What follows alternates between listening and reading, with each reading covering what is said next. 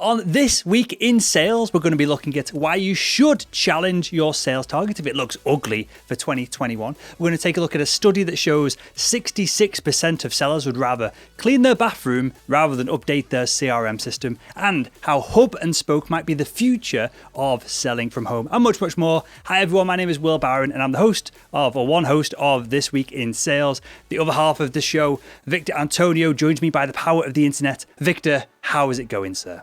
Man, it is going good, Will. It's getting a little chilly here in Atlanta, Georgia, but other than that, it's pretty good. How about yourself? I'm very good. Yeah, it's proper autumn now, to the point of me and my girlfriend are blowing leaves around the garden to try and tidy it up. That's when I know that winter's coming.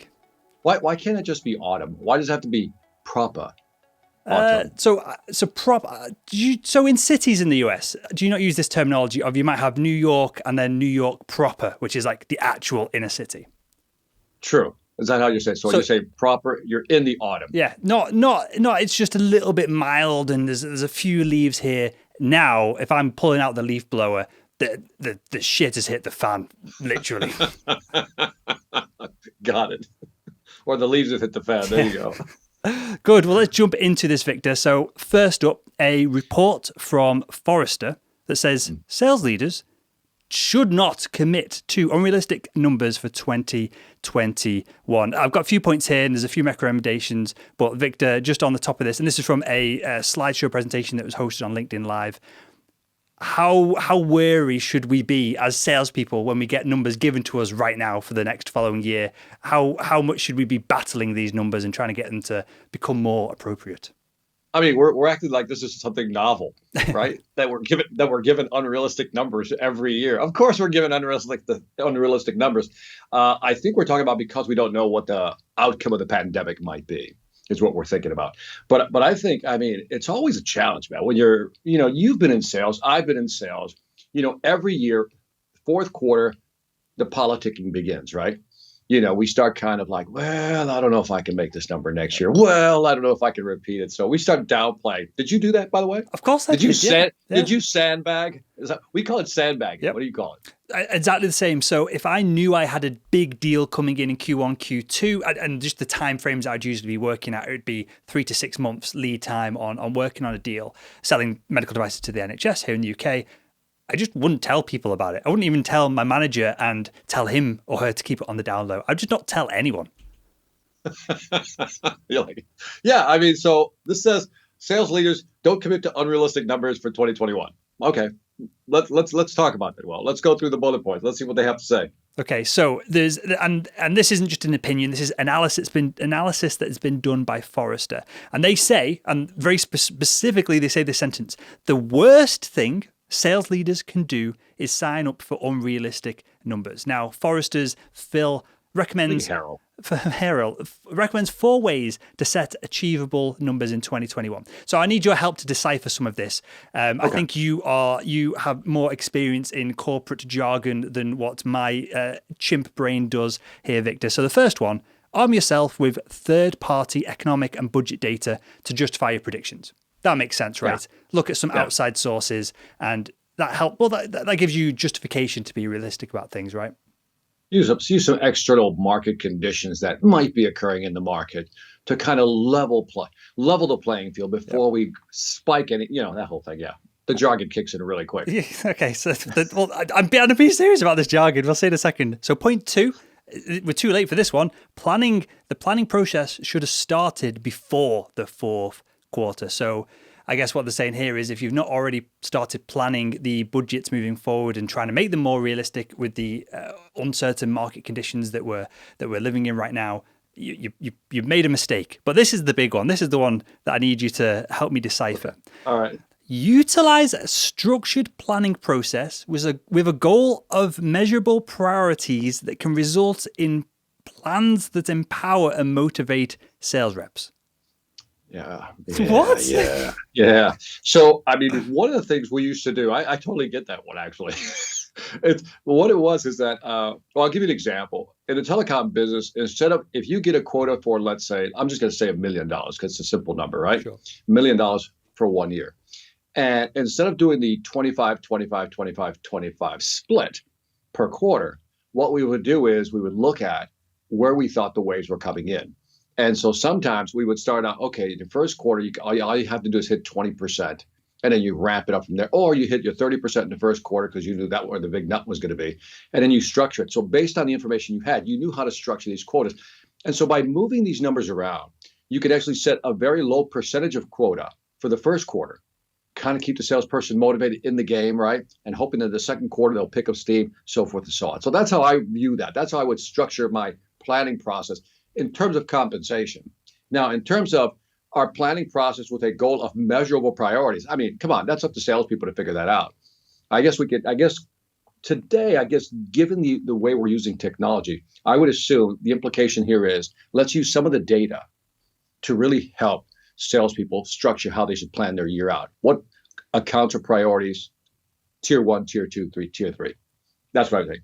It's a lot of babble, though. Sure. Genuinely, I would not have come to that conclusion from that sentence of nonsense. So it's just one of the levels of value you're offering to the show, to me and to the audience here, Victor. And then the fourth point here is to engage stakeholders in planning and encourage cross-functional collaboration. Again, I'll see if I can decipher this one.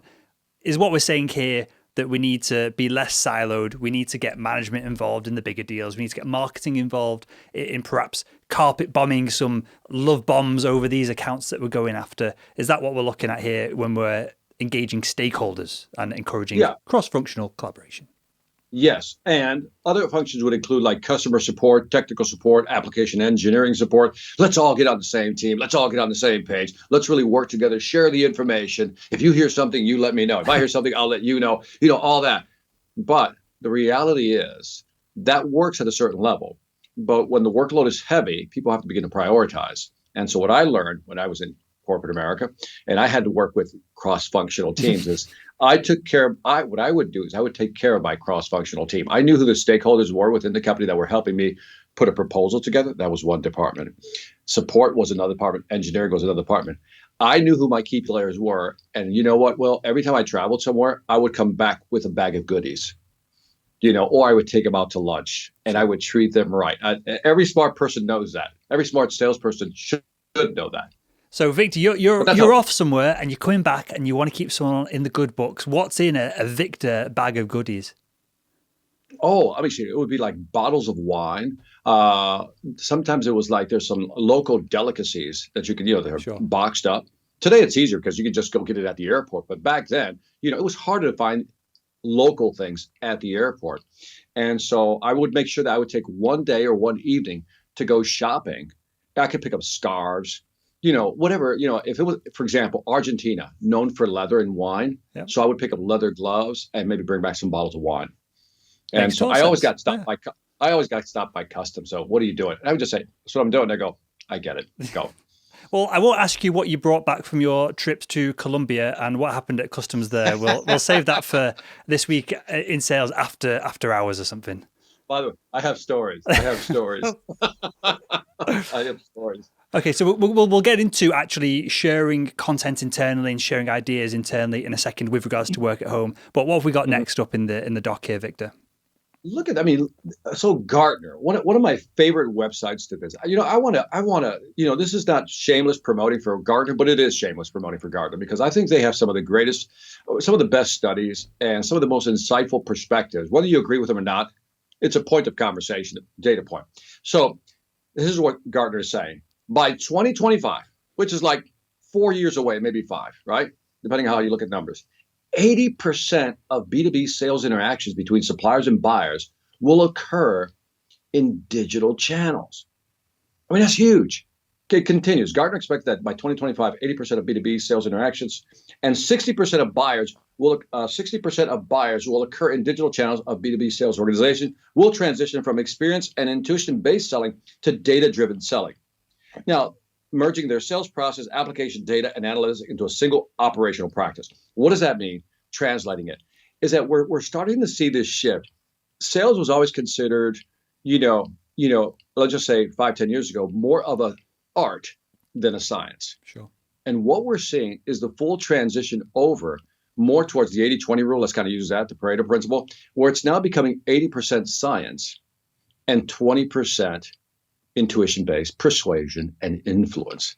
And I think that's an interesting shift because, again, many of the interactions are happening through the digital channels. So this whole thing about A, B, C, always be closing, done, right? Unless it's just some commodity product. But I think this is an interesting shift. 80% of B2B sales transactions will happen in digital channels. So I don't think we've talked about this. I know we've talked about AI a bunch of times on my show and on here as well, on the Salesman Podcast and on This Week in Sales. But I've posed this to other people. Again, tell me if we've had this conversation, because we'll keep it short if we have in the past. Mm-hmm. But it seems like at some point, and they've alluded to it here, move from experience and intuition-based selling into data-driven emerging sales process applications, data analytics. It seems like at some point there's going to be an API for a large organization, and you plug in your data and your system will be able to say, hey, we're going to be able to do this, this, and this with the software, the tools, and the resources and the people that you have right now. And here's going to be the return on investment based on 10 other deals that we've done with this within your marketplace. So then it becomes a no-brainer to do these deals as long as you believe the data from the seller is somewhat accurate, and there's multiple ways to prove and disprove data on that front. So it'll take a lot. And let me ask you this then: is that a realistic thing that could potentially happen? In that a salesperson comes along and goes, "Hey, rather than me doing discovery, rather than me trying to get in with all these different people in the account, try and uncover all these stakeholders, we just plug this in and we say, hey." Using your plugins, using your data, using your CRM, we know that we can do 1, 2, 3 things for you. Does it make sense to get on a call and discuss it? I think it's already happening. I think, it's, the early adopters have adopted this already. That's why you're seeing this consolidation with like Zoom, for example, and Gong, which we've talked about in the past, right? That's all about figuring out how do we interpret some of these conversations. But also think about all the multiple channels that are being. You got emails, you got your text, you got phones, you got everything coming in. It's mix it in the pot, and what's going to happen is that what we're considering complicated right now in our heads, because it's hard to fathom what you just said, right? Like, really, they can do that? But the thing is, they're doing it already. It just hasn't become commonplace yet, because only certain companies can do it who have their data structure act together right. Let me rephrase the question slightly. So rather than the data that we're pushing out as salespeople, using Gong, using CRMs, we can pull it all together and we can make a unified message for the company, all that sort of things. Like what I'm talking about, what I'm describing, it's not very well. I'm obviously not putting this point across very well. But rather than maybe you start off with that unified message, but there's like a firewall on the enterprise side that we're trying to sell into, that has a gap in it, an API that we can plug into, and we're able then to see even it's anonymously within their system that we can potentially help them, rather than me ringing up Jane in IT and asking her a bunch of questions. Do you think we'll be at the point where a salesperson or engineer, whoever, plugs into an enterprise, sees they've got these 4 things going on, we can help them with 1, 2, and 3. And so then that's the sales pitch, that we've seen your internal data, we know all of this has happened, and it's done almost like a computer handshake anonymously, as opposed to 2 humans communicating what they want and what they need. Does that make sense? Yeah, it does. I think if it is, let me break it up in 2 parts. One part is that if you want to do that handshake, the API handshake, to look into your systems, we have to have an agreement in place for me to do that, right? But also think about the reverse. So, by the way, that would be one of us agreeing for you to be able to look at my stuff and then, okay, go ahead and plug your API in, look at my data, and analyze what I have. I think they can do that today. You just got to do the official, let's agree, get the non-disclosure running. But when you look at what Chorus.ai or Gong does, is that they got customers, right, that use their product. Gong can then turn around and look at their data and say, hey, here's where you can find some more opportunities, because that's the real value of Gong. It's not just interpreting. Yeah. Gong turns around and goes to salesman.org and says, hey, you've been using our system with your 500 salespeople. Well, guess what we found? We looked at all your data. We've analyzed it. Here's what you need to do to win more deals. And that's being done today. I don't know if that helped clarify it. It does. And again, we'll go into the weeds. We'll pull it back out in a second. But what's the legality of Gong? I guess it depends on the terms and conditions that you sign, that everyone just clicks accept when they sign up for these things. But what's the legality then, or the ethics perhaps, of Gong, who is serving multiple competitors in one market and then using a competitor's data to go to another organization who's competing against them and say, hey, brand A is doing this, maybe you should do this as well? I don't think they would do that. That would be a conflict of interest. That would be stupid. You know what I mean? That would be really stupid to do that, because why would anybody sign up for Gong? So I assume that there's a confidentiality agreement. Our data is our data. You can analyze our data and you can tell us what we need to. That makes sense. But that's it. And so, and again, the data is anonymized, GDPR, all that good stuff. So, but yeah, if Gong would share IP with another competitor, why would they use it? So I'm almost sure there's like firewalls between all that. Sure. Yep. Just a thought. I never really, because I know Amazon have been in trouble before for allowing a market of certain products to exist, an ecosystem to build, and then they just go and rip off one of the products and release the Amazon Basics version of it, which is probably created in the same exact factory, and then just using their platform to promote their own products, even if it's a sponsored post and seemingly they're paying for the privilege of advertising on their own platform. Clearly, the money just bounces around internally and doesn't actually exist. So I know they've been in trouble for manipulating these kind of single ownership markets in the past as well. I think with the Amazon one, I guess I would distinguish that as that people put their products on their platform. They create a store, so to speak, right? Amazon sees that one's selling a lot and then creates their Amazon Basic version of that. Yep. One could argue that's full-blown laissez-faire capitalism online, because there's no agreement. We didn't sign an exclusive agreement. When I put my store online, I didn't sign an agreement with you say you can't copy it. So I think that's just capitalism. Fair enough. Albeit tilted towards Amazon's side, but yeah, capitalism. Yeah, I think I'd want to be holding Amazon shares at this point versus a small widget maker who sells on Amazon, right?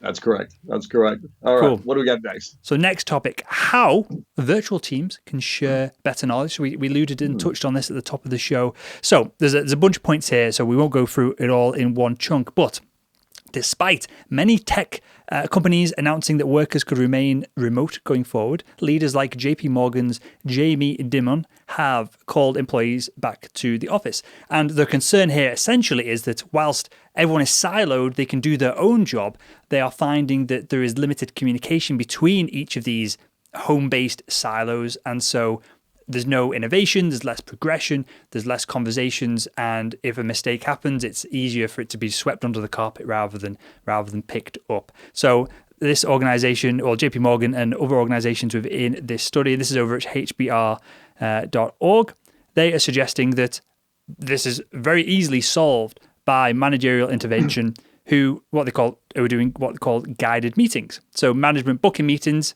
employees are paired up, and each person has to basically reflect on their week, and then the other employee who they're paired up with, I guess, reflects on their reflection, and they go back and forth. It's almost like a mini counseling session, I guess, once a week. And that's they found in this study that is tying together this innovation that is being lost, this exchanging communication and conversations that's being lost by everyone working from home. And I thought this was relevant. I added this to the doc, Victor, because salespeople are somewhat not from necessarily from a bad perspective. They are somewhat known as perhaps being lone wolves. You've got a sales target to hit. It doesn't matter if Barry down the corridor hits his or not. It matters if you hit yours, if you want to take home your money for the year and you want to buy that Bentley or whatever stupid physical object you want to buy. So perhaps salespeople don't share enough within organizations. So this is perhaps one way to combat that. So what do you think about this, Victor? Does this work for salespeople? Is this something that salespeople should be doing? Or should we let salespeople just get on with their own job and not worry about over-communicating things and engaging with others within the team? Yeah, well, I think, first of all, congratulations. I think this was a good find in terms of a study, some reporting. This is a good find because everybody's talking about the benefits of virtual teams, right? Yeah. And this one say, wait a minute. As you pointed out, there's little things like the creative piece, the collaboration piece, things that get lost in translation because of the digital media. We lose a lot. It's almost like a leaky bucket, right? You're losing some real good creative content. So I'm glad you brought this up because it does. You're bringing about a new question. Does virtual remote working work? We should now say, well, it depends. What are you trying to accomplish? What's the end goal? And who are we working with? In terms of salespeople, we're like, walking individual profit centers, right? So as I pointed out earlier, I'll take care of my stakeholders, which are the people who support my sales process. But I'm not worried about Will down the aisle, or in the on the other digital room about whether he's hitting his quote or not. Screw Will. Thanks, I'm worried about me. I thought we were bros. I thought we were mates. We are. What is this? No, that's a hypothetical. It's a hypothetical. And so I'm worried about me first, and I'll take care of my internal stakeholders, the people that support me. But in the case where, I mean, can you imagine, like, in the case of where a lot of collaboration is needed, creative work and collaboration is needed, it doesn't work, I think. It really doesn't work, because sometimes it's just you and I having a conversation in the office that triggers something that ripples into this. Let's do this. Let's whiteboard this real quick. Let's get in. Yep. So it doesn't work. So I get what they're saying. I agree. I think they know their business better than we do. And I think they're saying it's not working for us. Yeah, I can't remember the name of it. I'll put it in the show notes if I can track it down. But there's a phenomenon, and it's really well studied in married couples, right? There's almost a shared memory that forms between married couples. A married couple, one person will start a story, another person will finish it, and it basically reduces the load on the brain. And they've put people into functional MRI machines, and they've studied this, and they can see that the brain activity in the brain flicking between one person and another, and it almost allows you to pull out and get all this deep knowledge out of your brain, sit back for a second, recuperate, and then go back and forth. And I think it was every 5 to 10 seconds the brain activity would switch over between the two individuals. So I've never worked with anyone that I've been getting close to marry or married to. So there's perhaps a diminished level of this effect in the workplace. But things like this exist. As you described, Victor, of you say something, someone goes, "Oh, I never thought about it like that before," and you've just sparked this creativity. And I think it's important in sales. Of a lot of my best experiences in sales, and when I've taken leaps forward in my own ability to sell, they've come from someone saying something that they thought was just obvious that I hadn't considered before. Perhaps because they had the burden of knowledge, that they had more experience and more knowledge, and they just thought that was normal. Everyone knew it. And so I hear something and I go, "Oh, great, I'll try that." And then that's how I've taken big leaps forward. I've taken leaps forward from training specifically, but also just from random conversations with people who are just those few years ahead of me. Yeah. That's happened to me many times. And you got me thinking about, we're all exuberant, well, not all, but some of us are exuberant about working from home, right? And we're saying to ourselves, we tell ourselves, we're getting as much done, if not more. That's what we're telling ourselves. Yep. But I'm wondering if we'll look, 5-10 years from now, we'll look back and say, this isolation effect of you being by yourself really didn't produce, the level of activity you should have produced. And maybe we're not being optimized. We think we are, but maybe we're not being optimized. So this is an interesting topic. I think it's an interesting topic. So I'm glad you brought it up, because I think it's very fascinating. And there's a massive difference between productivity of I've made 50 more calls today versus leveling up your ability to make calls, getting in touch with the right people, spending time with a leader within your organization just because they sit next to you at lunch or something like that, and you pick up a few things. There's multiple levels all to this, and I don't know how productivity is measured. I guess in sales it is, numbers dialed, email sent, conversations had, which hopefully lead to deals being done as the end metric. I don't know how successful it is to measure things via these metrics, but more dials isn't always the best way to go about this, I don't think. Yeah, I think we're missing, we need that human interaction. And I don't know if video can fill that gap. Like you and I talk would be great, but if we were in the same room, I bet you there'd be more explosions going on mentally in terms of, hey, what about this? What about this? Let's try that. And I think we're missing that element. And maybe that's what they're highlighting, that, I think we're missing something, because we're not being as creative. We're not thinking out of the box. We're not being as competitive, because we're just not working together. And I think I've noticed that people tend to retreat to their computer, almost like, they love their inanimate object. They just want to talk to their computer or through it, as opposed to reaching out and picking up the phone and just really dialing in with somebody. Yeah, that makes total sense. So the next topic, take us through this one, Victor, and this ties in with this idea of a collection of knowledge within an organization.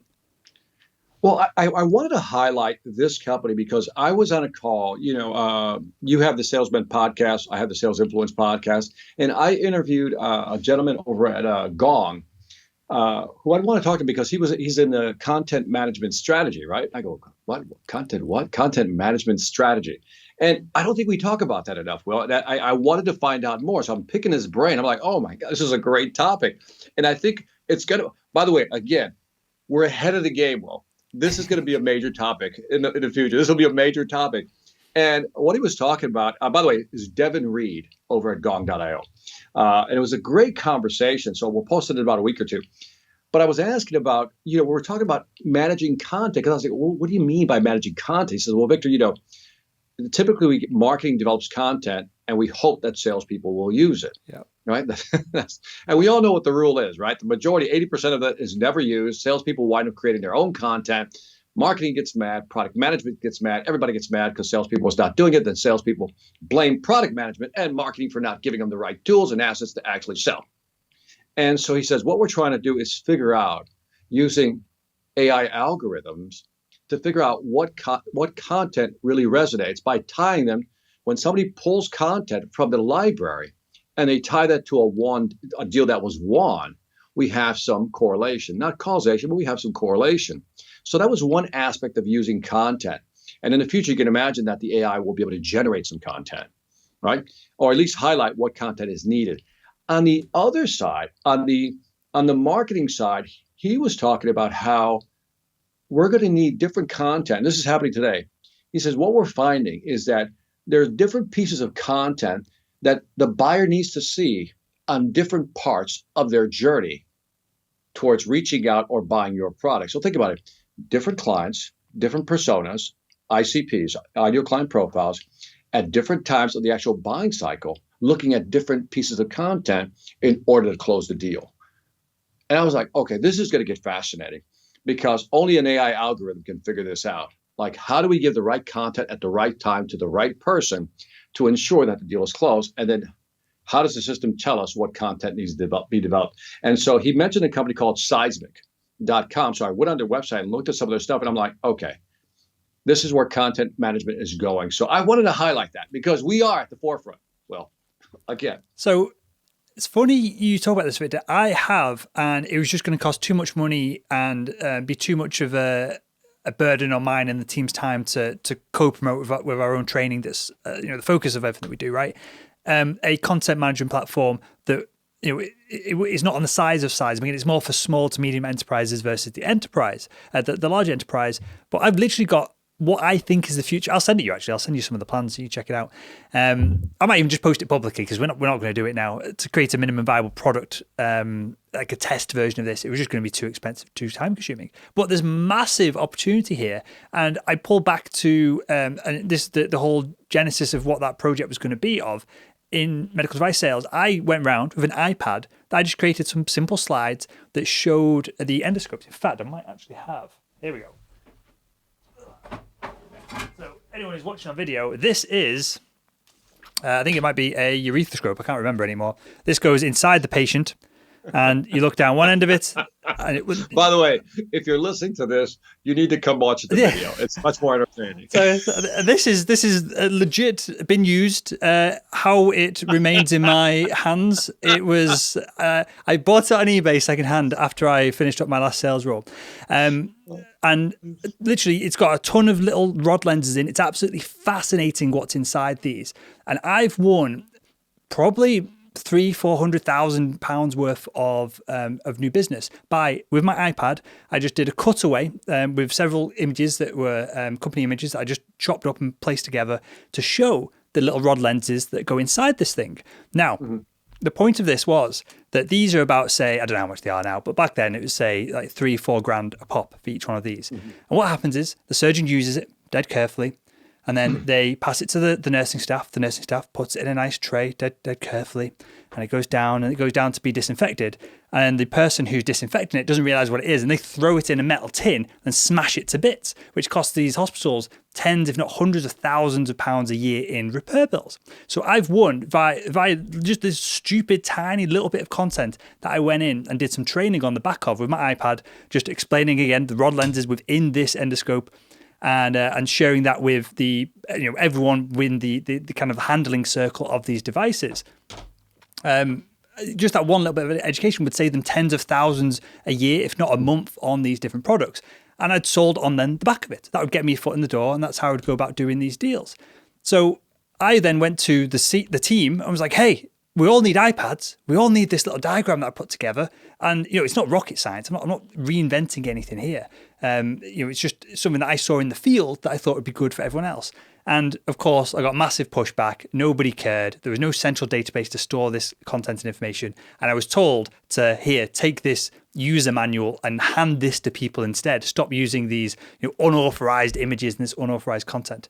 So I know I've just gone on a bit of a tirade there, Victor. The point of that tale was that there's massive opportunity for, and I've not seen, I don't know Seismic. I've not looked at the CMS and the content management system for a long time, but there's massive opportunity for one person to be the sales force of managing this data within these organizations. And you're right, AI can come in and tie a lot of this up and make it actually useful, which I think a lot, as you said, the 80-20 of, it's probably 95-5 of content that gets produced versus actually gets used in the field.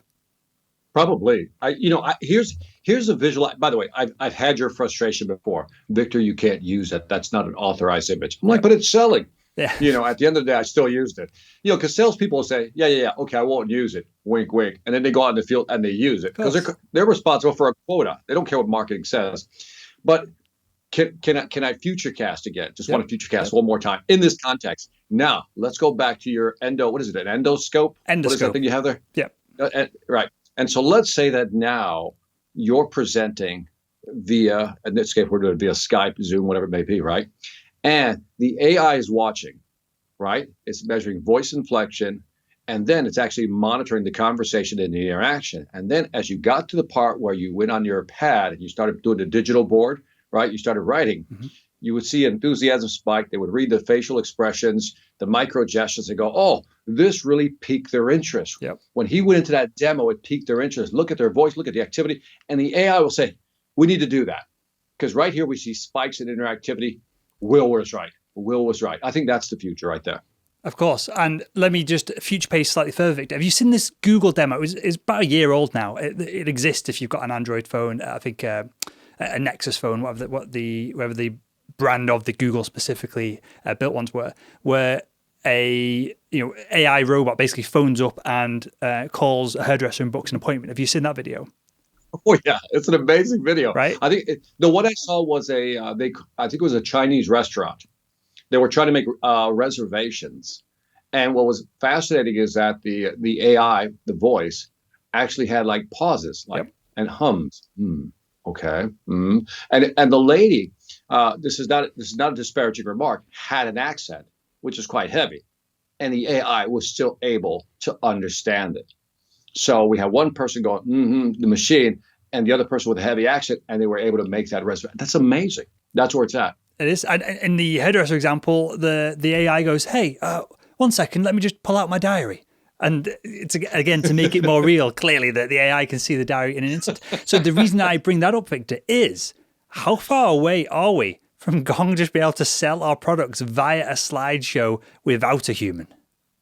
Oh, I think we're getting close. Yeah. I think the fact that they're so the reason Seismic came up is because you remember was it 2 weeks ago, we talked about Zoom and Gong doing a deal.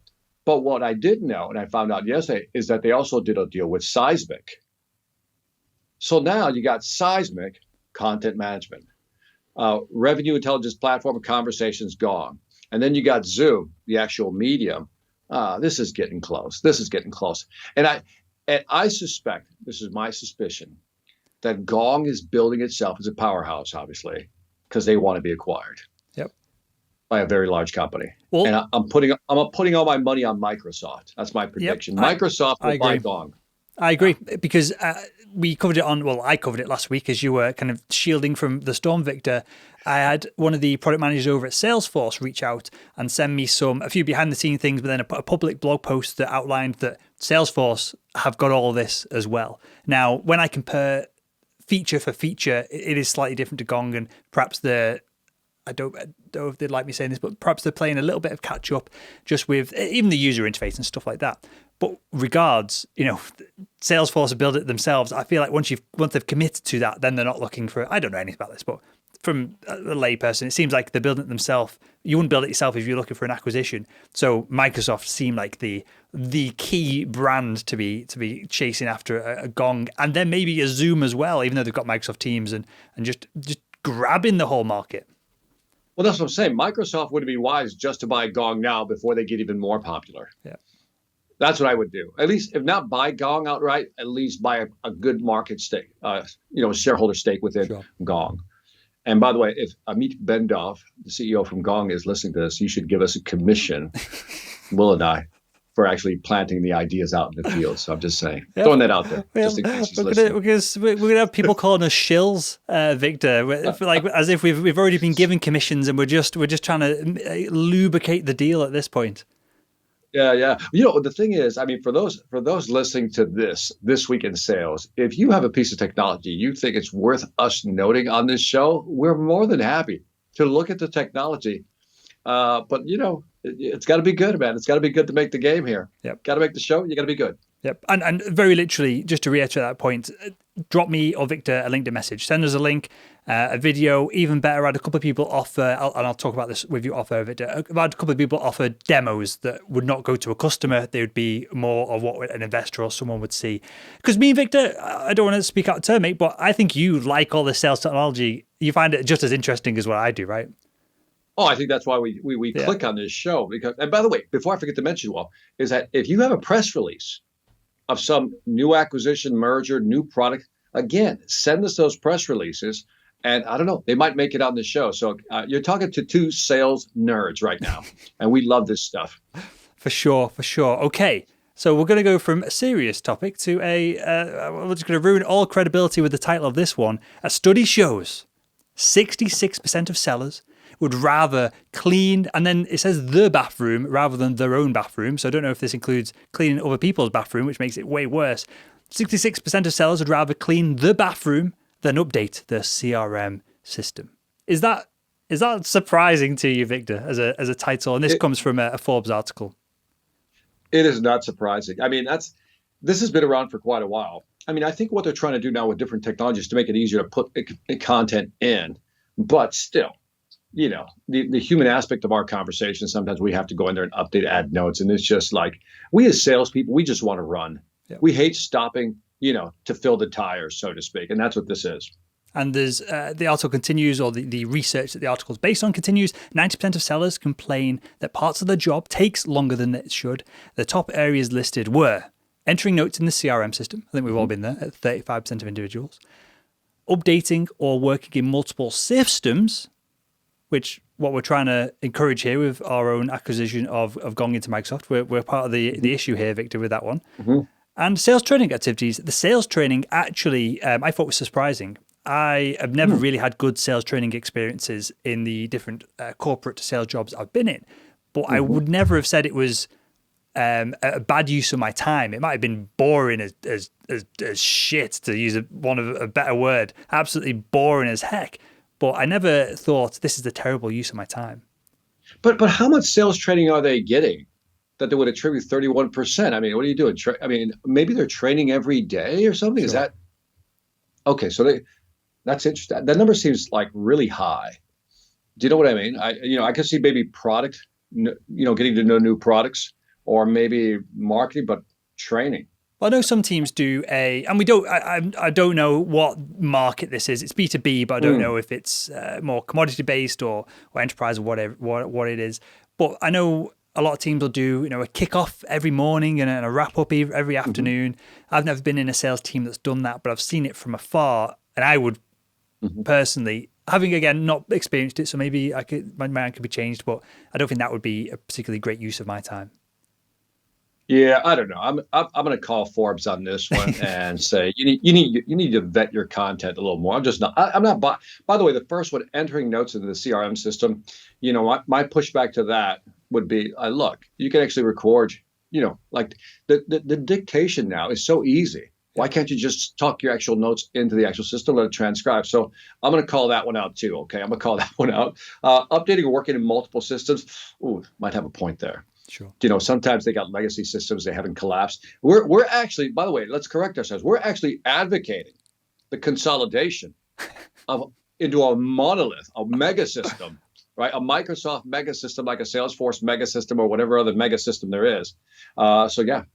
And by the way, if companies like Chorus, what's another company? There's Chorus that does the voice intelligence, conversation intelligence, revenue intelligence platforms. Chorus would be another great company, by the way.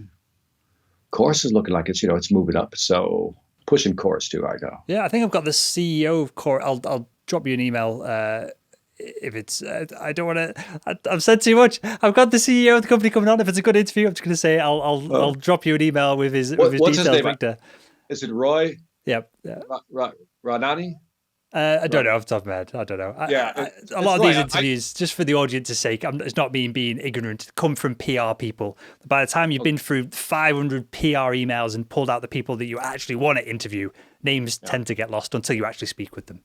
Yeah, I think it's Roy Ranani. I interviewed him for the AI and Sales podcast, and it was like it was a great conversation. A serious contender, man. Serious contender. Serious branding.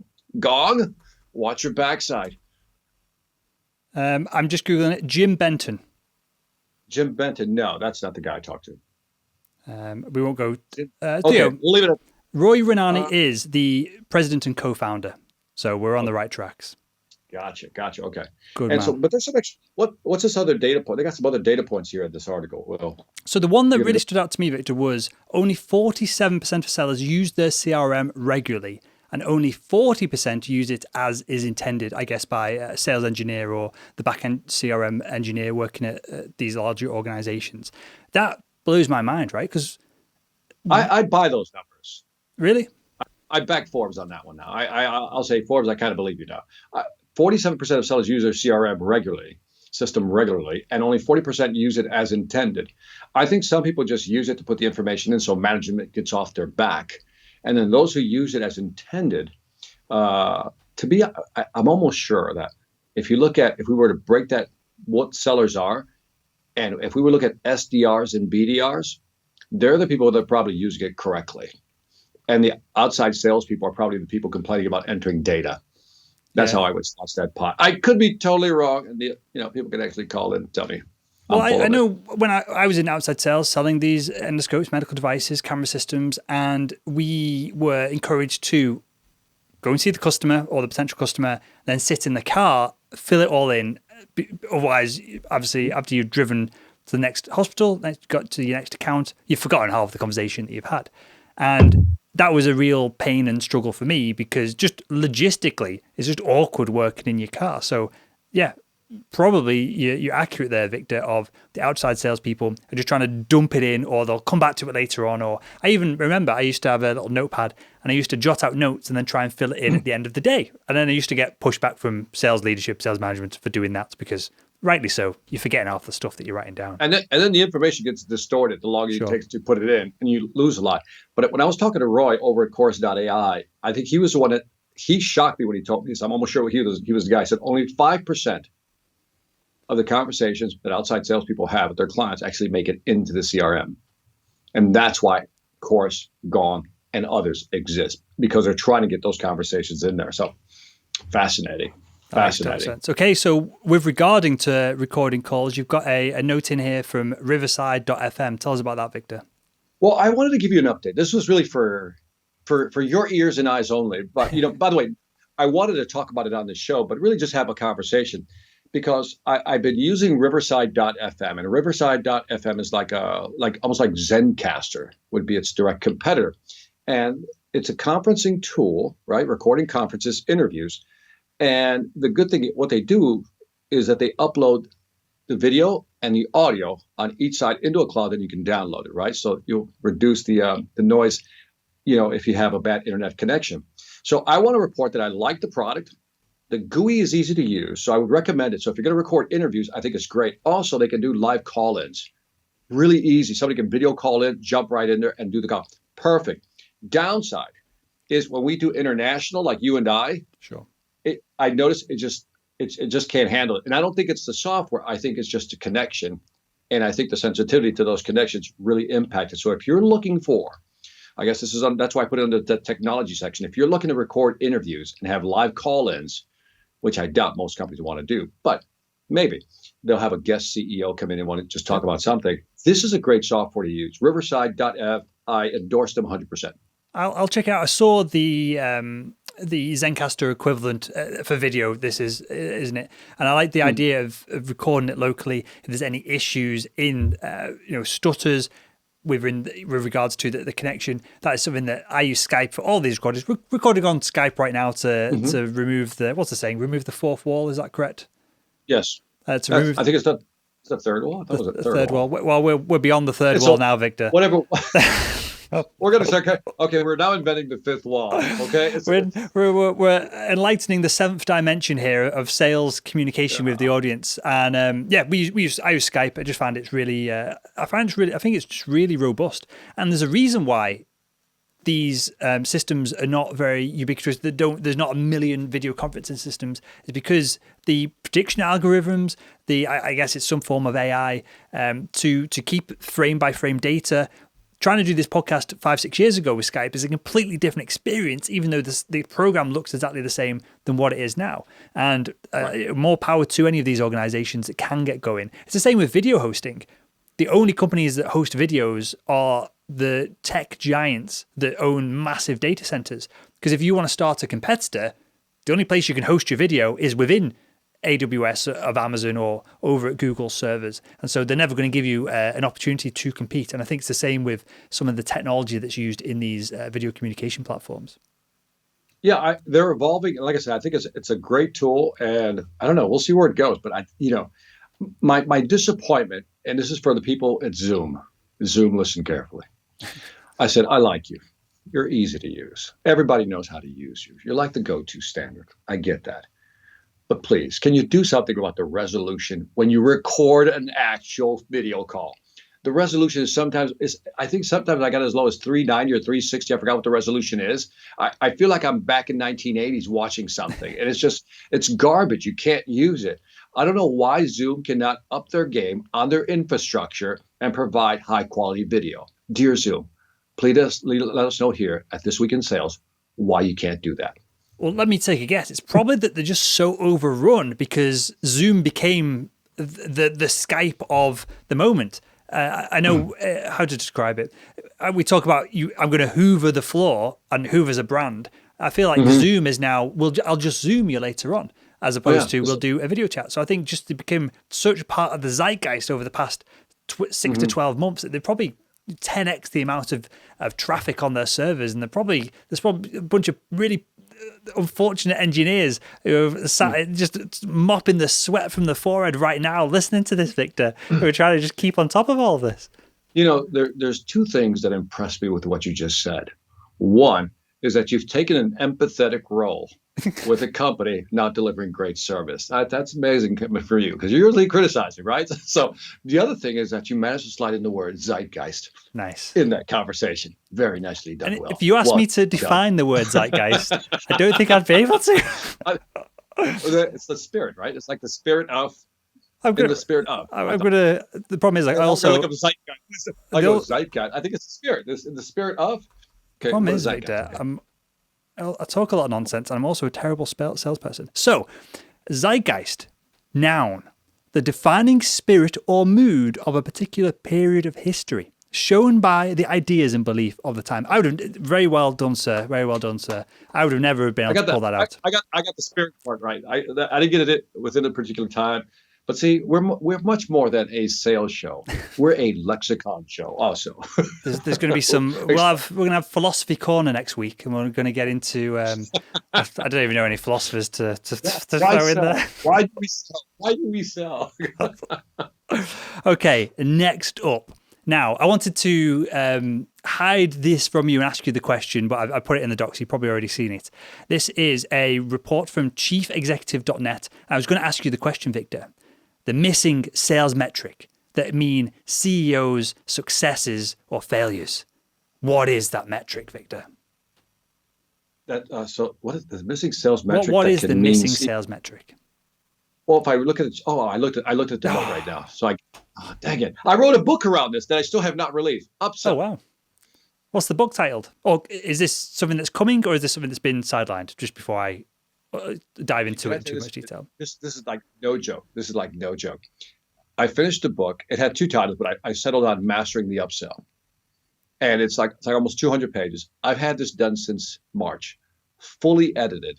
I just need to hit the launch button. Wow. And I have not published that book. This may be the catalyst that There you go. motivates me to actually launch the book. In there, I describe, I think, why upselling is important, why it reduces the acquisition cost. Yep. I show studies that, just on upselling itself, you can increase your sales up to like 30% just on upselling and cross-selling.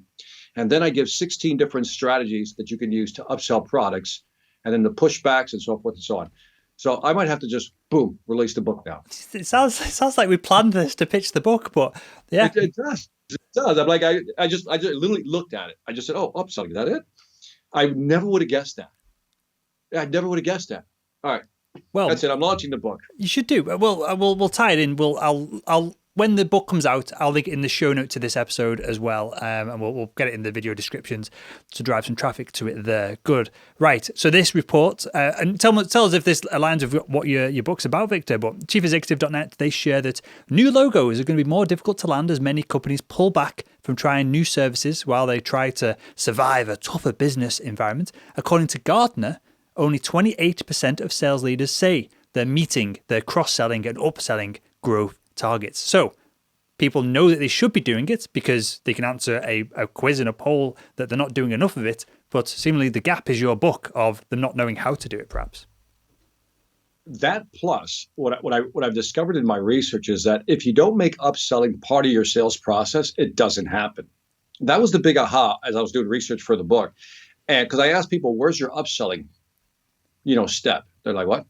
You mean the follow-up? I said, no, the upselling piece. Like, where do you begin to upsell? Like, upsell isn't after you sell the product. Upsell is you plant it during the discovery, the presentation all the way through. And I asked people, is that in there? And the majority say, no, it's not. It's an afterthought. Oh, by the way, since you're buying that, would you also like to buy this? Customers like, no, it's too shocking. So that's great data, by the way. I'm telling you, I think you've motivated me just to kind of launch this thing. Good. The zeitgeist. I can't use the word zeitgeist. I was going to try to use zeitgeist again. Sorry, I blew that one. Well, I expect some accreditation within the front cover, Victor. I'll be disappointed otherwise. Yeah, I'll make the adjustments and the acknowledgements, man, just for you, Will. Well, I wanted to bring this one up because it's something that I'm focused on internally with our training now. We're getting asked more and more about, I've never really done this before. I've done it for a few organizations, but people are joining the training and then they're asking for consulting and other things on the back of it. So that's what motivated me to look at this, kind of the principles and the ideas of upselling and look at some of the data points on this. And as I said, when Gartner come out with a fact or come out with data saying that 28% of sales leaders say that they're not meeting their own targets, there's got to be an opportunity there, hasn't there? Oh, it's a huge opportunity. I mean, think of, first of all, you don't have to go talk to somebody new. They already bought from you. Yep. That's one. Two, your acquisition costs are almost nil because you already have them. You're holding on longer term, so the customer lifetime value, cycle could be extended. That means they're worth more over time. And again, the upselling piece is just mentioning something you have and you have the way in. So I would focus. I always say there's only 4 strategies in this market. That's it. In selling, there's only 4 strategies. Go out and gain new clients, retain your existing clients, upsell. That's the growth strategy. And the 4th one would be reactivate people who haven't bought. Yep. And go back and get some of those. And so, but the upselling is the big piece that's always missing. So, good point. And I guess upselling, I guess upselling is also part of that reactivation process, right? If you have someone who's just been plodding along and the usage of your product has slowed, the same ability, perhaps, tell me if I'm wrong, but some of the same strategies of upselling what could rejuvenate that account and that contract as well.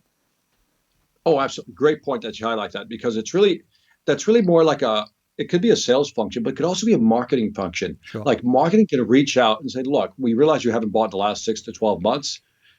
We know you have this.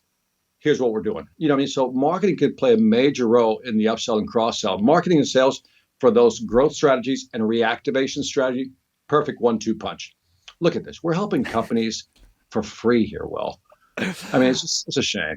Well, the thing is, I don't know if we could charge for this content, Victor. I think that's I think we can, man. We're gonna have to set up a Patreon account or something. Something. Say, hey, just drop us some big money in there, man. So anyway, but hey, Will, can I talk about relationships? You can talk about our relationship, Victor. Okay.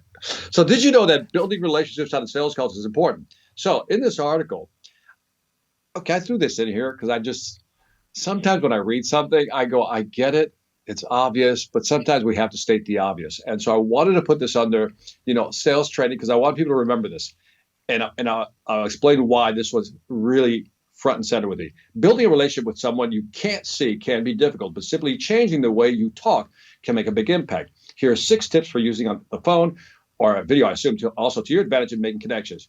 Match volume, blend voice volume, really saying the same thing. Match talking speed, the rhythm, cadences, the energy, and vocal variety. All these are important. The one that I always like to highlight is the speed and the energy. Because sometimes you wanted somebody, sometimes a salesperson comes up too heavy or too much energy. It's like, well, pull it down. I'm a type A. But the reason I wanted to highlight this is because as I was talking to Devin, and I hate to use Gong IO again, but it was just fascinating conversation. We talked about training. And one of the things he talked about how is that they listen to their talk tracks for their phone calls. And they're first asked, how do you think that call went?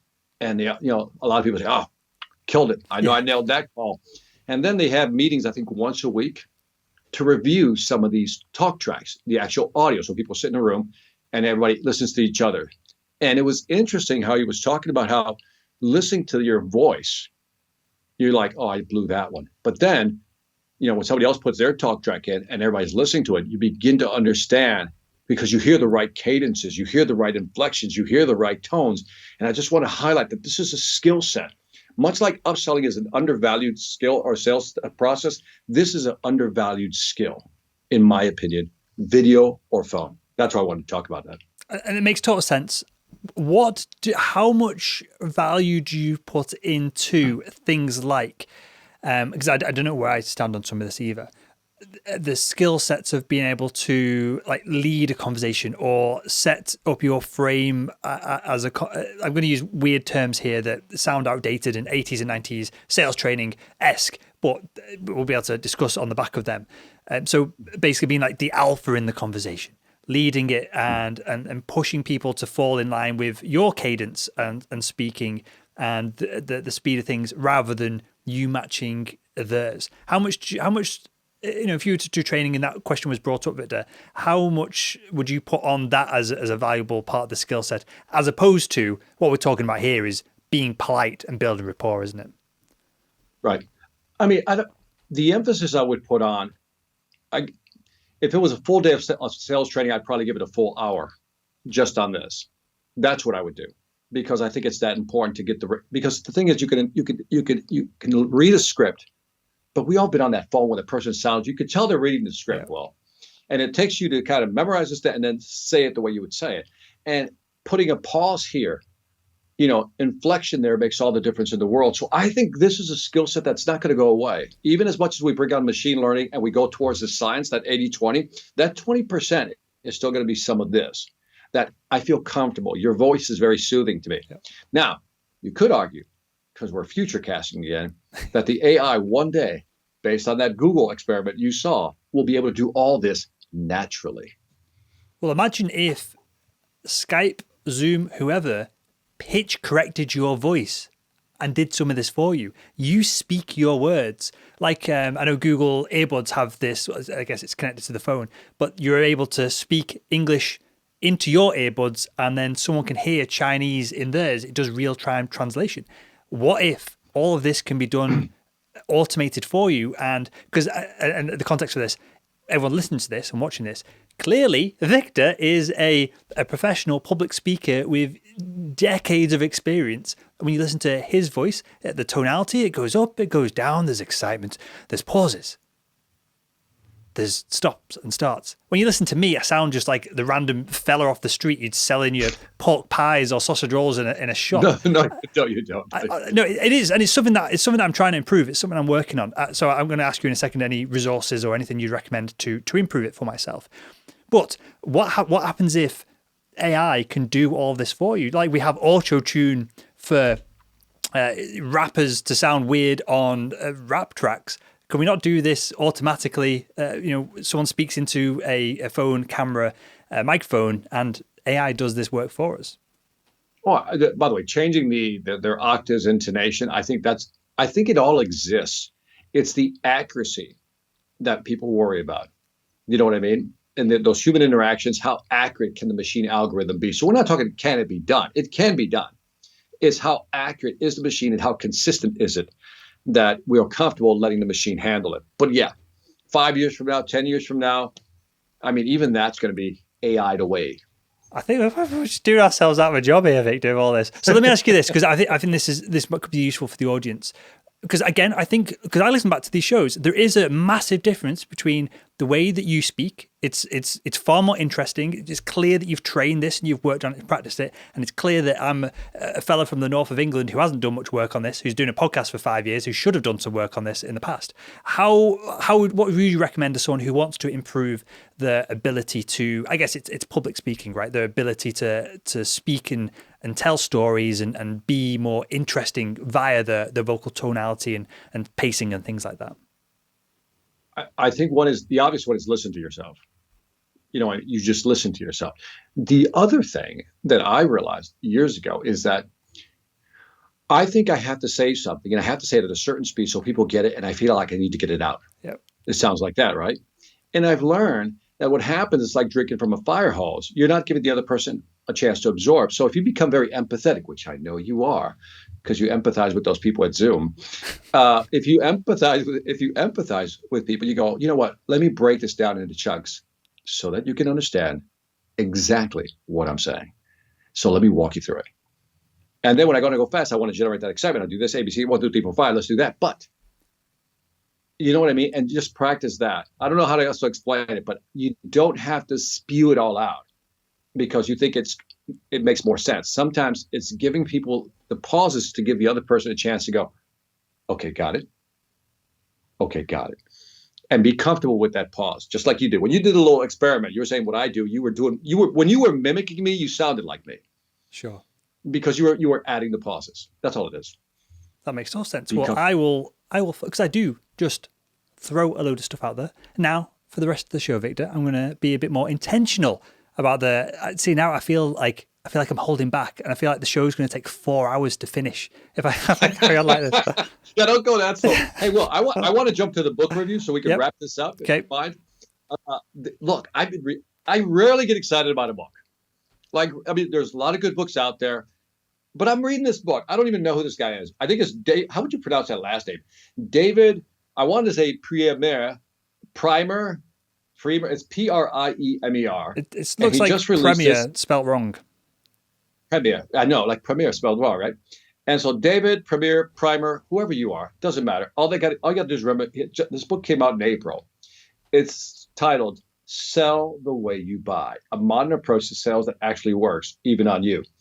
And I'm reading this book, and I think it's one of the best books I've read in terms of a compilation of neuroscience, influence, persuasion with real life tactics that you can actually use via video or via phone. No cheesy tactics, great scripts in there, examples. I love when people tell you, here's what you need to do. Now, let me show you a few how to do it and walk you through it. And then he kept tying it back to the science. And then he kept bringing it forward to the actual application. So he had this beautiful balance of sales and art, or I should say science and art, that I'm going to highly recommend this book. It's called Sell the Way You Buy by David Primer or Premier. Check it out. Good stuff. Well, I'll link to that book in the show notes to this episode, which will include below these videos that go on YouTube and everywhere else as well. And with that, Victor, I'll share my key takeaway of the week, and then you can wrap up the show with yours. Mine is very simple. Going back to the very top of the show, if you're not negotiating your 2021 contract, you're not negotiating your sales targets, you should be negotiating them. They are things that can change. They can go up and down. They're not just something that's given to you. Even if your sales manager claims that they are, they've been given to him, and he's probably, or he or she has negotiated on their behalf as well. So if they're not willing to negotiate, perhaps take a look at some of the things that we talked about at the top of the show, in the show notes, some of the documents there, some of the resources, and that'll give you some ammunition to arm yourself to go back and fight for. It doesn't have to be a lower number, but an appropriate number.